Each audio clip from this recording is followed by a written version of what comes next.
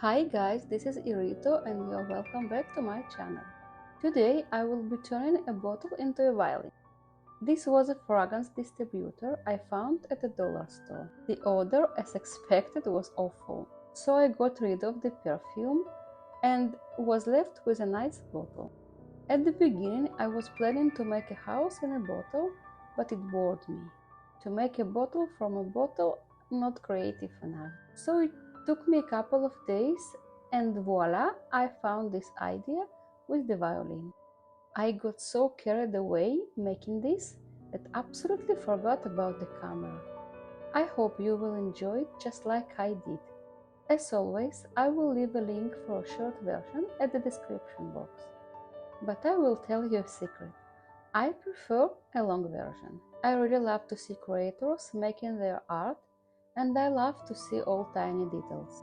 It makes me feel nice and cozy and ease my mind at the end of the day. If you feel the same, leave me a comment. I would love to meet friends sharing the same passion. But we are all different, so I prepare a short version for those that love to watch the transformation.